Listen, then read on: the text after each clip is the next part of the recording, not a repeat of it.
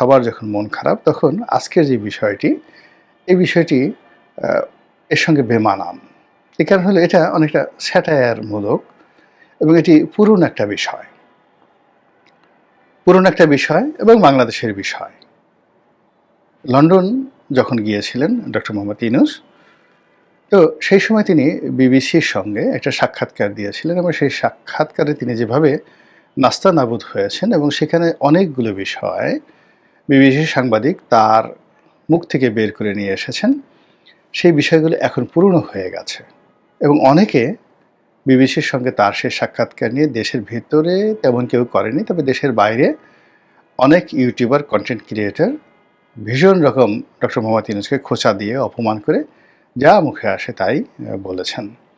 তো আমি ভাবছিলাম যে এই বিষয়টা নিয়ে একটা ভিডিও করব কি করব না, এটা তো অনেক পুরনো একটা বিষয়, কিন্তু আমার কাছে মনে হলো যে এখানে এমন কিছু ঘটনা ঘটেছে, এমন কিছু কথা ডক্টর মোহাম্মদ ইউনূস বলেছেন, এমন কিছু প্রশ্ন বিবিসি করেছে যেটা আগামী 50 বছর পরেও আলোচিত হতে পারে। এর কারণ হলো যে পুরো ডক্টর মোহাম্মদ ইউনূসের যে লন্ডন ভ্রমণটি আমাদের রাজনীতির একটা টার্নিং পয়েন্টে নানা রকম জটিলতা তৈরি করেছে। আমার দৃষ্টিতে এই সময়টিতে ওনার ইংল্যান্ড যাওয়াটাই উচিত হয়নি, দরকার ছিল না। যেভাবে আমি শেখ হাসিনার পতনের আগে তার যে সর্বশেষ বিদেশ সফর, চীনে তিনি গিয়েছিলেন, আমি বলেছিলাম যে এই মুহূর্তে তার চীনে যাওয়াটা ঠিক হচ্ছে না। এই কারণ হলো তার আগে দিল্লি যাওয়া উচিত, ভারতকে তার শান্ত করা উচিত এবং একদিকে তার মনোনিবেশ করা উচিত। তার এই মুহূর্তে চীনে যাওয়া উচিত না। চীনে যেতে হলে তাকে আগে ভারতের সাথে সম্পর্ক নষ্ট করে তারপর চীনে যেতে হবে। তো তিনি সে কারণে চীনে গেলেন। আবার চীনে তিনি অপমানিত হলেন, লাঞ্ছিত হলেন। প্রেসিডেন্টের সঙ্গে তার কোনো রকম ফরমাল বৈঠকই হলো না। তিনি রাস্তায় রাস্তায় একদিন ঘুরে বেড়ালেন, তারপর বাংলাদেশে আসলেন। আমি বললাম যে তিনি ক্লান্ত, বিধ্বস্ত, অপমানিত, তার সংবাদ সম্মেলন করাটা ঠিক হবে না, করলে তিনি বিপদে পড়বেন। কিন্তু তখন তো তিনি দেবতার স্তরে পৌঁছে গেছেন। আমার মতো একজন সাধারণ মানুষের কথা শোনার তার বা তার যারা লোকজন আছে তাদের তো সময় নেই।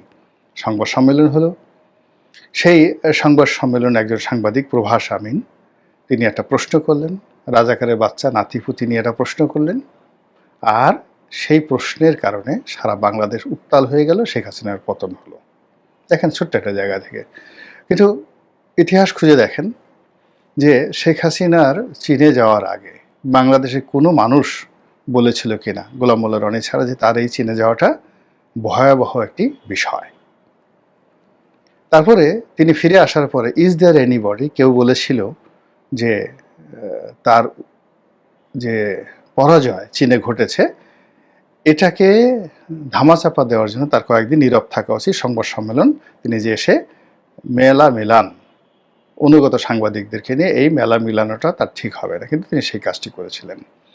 তো একইভাবে সারা বাংলাদেশের মানুষ এখন ডক্টর মোহাম্মদ ইউনূসের লন্ডন সফরে তিনি বিশাল কাজ করেছেন, সেই ব্রিটেনের যে রাজা পুরস্কার দিয়েছেন, এই পুরস্কার অমূল্য, এই পুরস্কার মহামূল্য, এই পুরস্কার পেয়ে তিনি নিজে ধন্য হয়েছেন, জাতিকে ধন্য করেছেন। এবং অনেকে বলার চেষ্টা করেছেন যে তিনি ব্রিটেনের যে রাজা চার্লস তার চেয়ে এত মহান আমাদের ডক্টর মোহাম্মদ ইউনূস যে রাজা তাকে পুরস্কৃত করে রাজা নিজে সম্মানিত হয়েছেন। রাজা যাবে, রাজা আসবে, কিন্তু ইউনূস তো দ্বিতীয়বার পয়দা হবে না, এরকম তেলবাজি। তারপর ডক্টর মোহাম্মদ ইউনূসের সঙ্গে তারেক রহমান সাহেবের বৈঠক, এটা নিয়ে দুই গ্রুপে, ইউনূস গ্রুপ ভার্সেস বিএনপি যারা লোকজন সমানে তালি বাজিয়ে যাচ্ছে। এর সাথে মেঘনা কাটার হতে পারে না। বাংলাদেশের ইতিহাসে একটা মাইল ফলক তৈরি হলো, এই দুই নেতা বৈঠক করলেন সারা বাংলাদেশে। মানে আগামীতে বসন্ত আসবে, গাছে গাছে ফুল ফুটবে, ফল হবে, কোকিল, দোয়েল, শালিক, ময়না, টিয়া পাখিতে সারা বাংলাদেশ ভরে যাবে। এইরকম স্বপ্নে যখন বিভোর, তখন আমি প্রথম থেকে বলে আসছি যে ওনার ইংল্যান্ডে যাওয়া ঠিক হয়নি। 2 নম্বর হলো ওনার এই তারেক রহমান সাহেবের সঙ্গে বৈঠকটা তার জন্য ক্ষতিকর হয়েছে। আর বিএনপির জন্য আরও বেশি ক্ষতিকর হয়েছে। উনি যাওয়ার আগে আমি ভিডিও করেছিলাম যে তারেক রহমান সাহেবের সাথে বৈঠক হলে বিপদ, আর মানে বৈঠক যদি না হয় তাহলে উভয় পক্ষের জন্য বিপদ, আর যদি মানে বৈঠক না হয় তাহলে মহাবিপদ। এইরকম একটা অবস্থা, মানে উভয় সংকটে উনি লন্ডনে না গেলে আর এই ওনার উভয় সংকটটা তৈরি হতো না, বিএনপির জন্য হতো না। আজকে যে মুখোমুখি অবস্থানে পৌঁছে গেছি রাজনৈতিক অবস্থা, ওনার সেই লন্ডন ভ্রমণ পরবর্তী সময়, এই সময়টিতে এই ঘটনা কখনো ঘটতো না। অনেক আগে বাংলাদেশ প্রতিদিন আওয়ামী লীগ জমানাতে একটা লেখা লিখেছিলাম, খুবই জনপ্রিয় একটা লেখা ছিল, হাতি কখন গু খায়। আপনারা কি বলতে পারেন যে বনের সবচেয়ে শক্তিশালী বৃহৎ প্রাণী, তাকেও অবস্থায় পড়ে গু খেতে হয়? হাতি কখন গু খায় এটা নিয়ে একটা লেখা লিখেছিলাম। আমাদের রাজনীতিতে এখন এই সময়টিতে এমন ঘটনা ঘটে হচ্ছে যে অনেক বড় বড় মানুষকে, হাতির মতো বড় বড় মানুষকে গু খেতে হচ্ছে। এবং সেটা আমি নাম ধরে ধরে বললাম না, আপনারা যদি এই বিভিন্ন সময় কিছু দৃশ্য দেখেন এবং কিছু মানুষের মধ্যে, কিছু মানুষের সঙ্গে কিছু মানুষের হ্যান্ডশেক করা দেখেন, কিছু মানুষের সঙ্গে কিছু মানুষের পাশাপাশি বসা দেখেন, সেক্ষেত্রে সেই দৃশ্য দেখে আপনার মনে হবে একটা হাতি গু খাওয়া তাদের জন্য যতটা বিব্রতকর, অস্বাভাবিক, অবমাননাকর, তার চেয়ে অবমাননাকর ঘটনা প্রতিদিন এই নগর মহানগরীতে ঘটে যাচ্ছে এই উনি লন্ডন থেকে ফিরে আসার পর।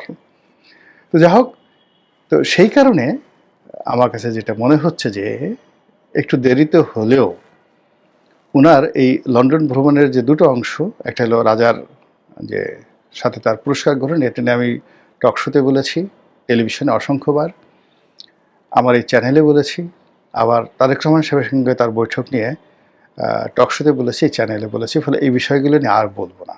আমি শুধুমাত্র যেটা বলবো সেটা হলো বিশ্বের অন্যতম প্রভাবশালী মিডিয়া, সেই মিডিয়াতে ডক্টর মোহাম্মদ ইউনূসের যে সাক্ষাৎকার বিবিসির সঙ্গে, সেখানে বিবিসির সাংবাদিক তাকে যেভাবে রোস্ট করেছেন, আমরা যেটাকে নাস্তা নাবুদ বলি, ইংরেজিতে রোস্ট বলা হয়, অনেকটা হাসতে হাসতে যদি কাউকে ভাজি করেন, কাউকে পোড়ান, কাউকে আলু ভর্তা করেন, কাউকে ম্যাশ করেন, তো এটাকে রোস্টেড বলা হয়। হাসতে হাসতে, আপনি বলতে পারবেন না, মানে আপনাকে ঠাট্টা করতে করতে একটা জায়গাতে বসিয়ে আপনার মুখ দিয়ে এমন সব বিব্রতকর কথা বের করবে বা আপনাকে এমন সব প্রশ্ন করবে যে এই প্রশ্ন আপনি উত্তরও দিতে পারবেন না, আর সেই প্রশ্নে আপনার কাপড় চোপড় কিছু থাকবে না।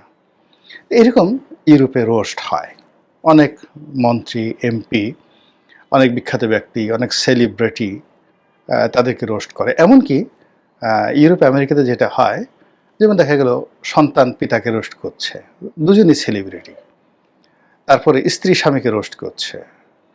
তো এই জিনিসগুলো হয়। যেমন দেখা গেল যে আপনারা সবাই তো প্রিয়াঙ্কা চোপড়াকে চিনেন, তো প্রিয়াঙ্কা চোপড়া তিনি নিক জোন্সকে বিয়ে করেছেন, জোনাস ব্রাদার, আমেরিকাতে শিল্প অঙ্গনে